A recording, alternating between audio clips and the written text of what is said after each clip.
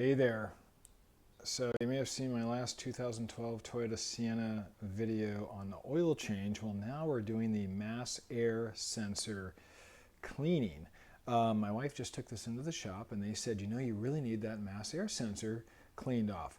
And we can do it for only $80. And I watched some YouTube videos and saw it's kind of a simple job. However, all the videos I saw were on either other years of Siennas or those with V6 engines or totally different cars altogether. The mass air sensor kind of looks similar no matter what vehicle it is, but where it's located is the real challenging piece. So I kind of wanted to show you that on this video and try to make this as simple as possible. First of all, this is a 4-cylinder 2012 Sienna, and if you can see right back there, this little thing is the sensor. This is the air filter right there. So your air comes in from this guy, goes through here, and then through here, and then comes out the back, and there's a little big fat tube that comes down and goes into the engine. Well, the mass air sensor is in between the filter and the engine, located on the back of this port back here. Anyway, so that's, as you can see, it's really tough to get to. There's a screw right in the front, right there. You can see that just barely, right there. And then there's another one back there. And actually, you can actually see that from here. Trying to access it from here is tough because this black plastic piece just squeezes it. It's kind of like going canyon or cave exploring here.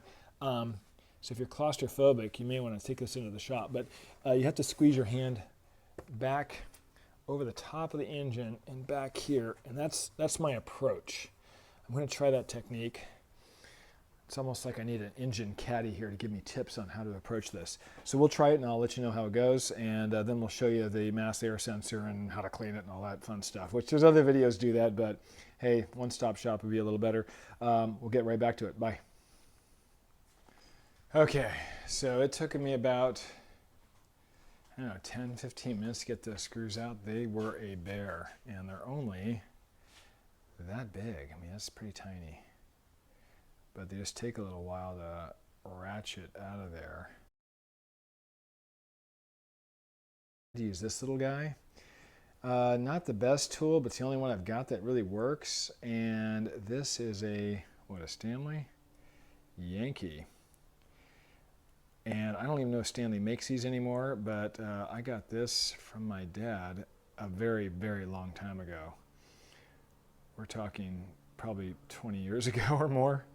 So yeah, I don't know. You could probably find something like that in the hardware store. I think there's those little thumb drive ratchet things that come with some small socket sets.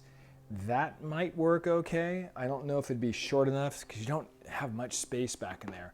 Anyway, that mass air sensor is connected to a plug that has a bunch of wires on it that go off into some other mysterious place in the engine. And I can't get it disconnected from that. And I don't want to shove it because I'll break it or something. But let me see if I can show you what this guy looks like. There it is. And this little part up here, there's a little wire inside there. And that's where you have to clean. Let me see if I can get this a little better here. So that's where the spray needs to be focused. So here's this stuff. Got this on Amazon. There's a can, mass airflow sensor cleaner. It's actually a tiny little can. You know, when I first saw a picture of this stuff, I thought, yeah, it looks like about the size of a spray paint can, but in actuality, it's not. So here's that can again. Gives you a little perspective. That's my hand, and that's the can. So I'm not a 10-foot giant. This is actually about, wow, maybe a third of the size of a normal spray can. Anyway, I thought that was kind of cute. So tiny. Anyway, so I'm going to spray this back there on that mass air sensor. Like I said, I'm going to put a rag there. I've seen some guys on YouTube videos unplug it, no problem, and maybe it's a lot easier to do when it's more accessible. On this Sienna, it is tough to get to back there. So one of those things is worth $80. I think this job is probably going to take me about a half an hour total. I'll obviously take it to the shop. You got the drive time, all that stuff. You got to make a decision on your own, I guess, but it's not really that tough. Technical difficulty, not difficult, just physical difficulty getting to it is the bigger challenge.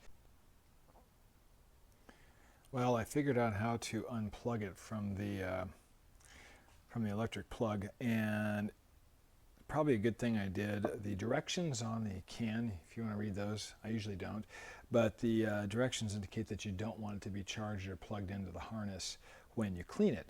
So I got that unplugged, and now we're going to spray this guy. So I got this can, and you're going to spray it right in that little area, right in there. And you don't want to scrub it with like a brush of any kind. You don't want to rub it with a rag. It's a very delicate little instrument. You just want to make sure it's really clean.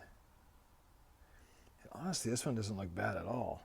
I mean, my Sienna's got about 73,000 miles on it.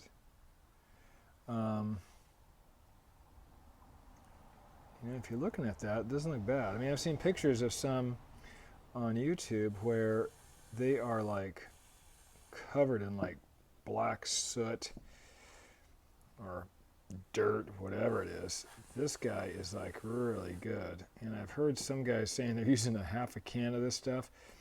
Don't think that's necessary, certainly not in this case.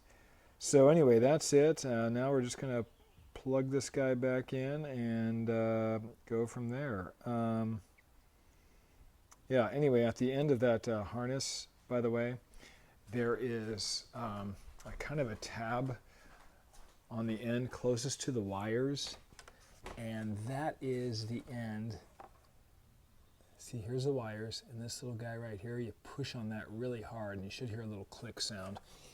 Now, I put some Tri-Flow onto a cotton rag, and I rubbed that whole area, and that seemed to loosen up, and you can hear a tiny little click sound, and that lets you know it's released, and then you can unplug it.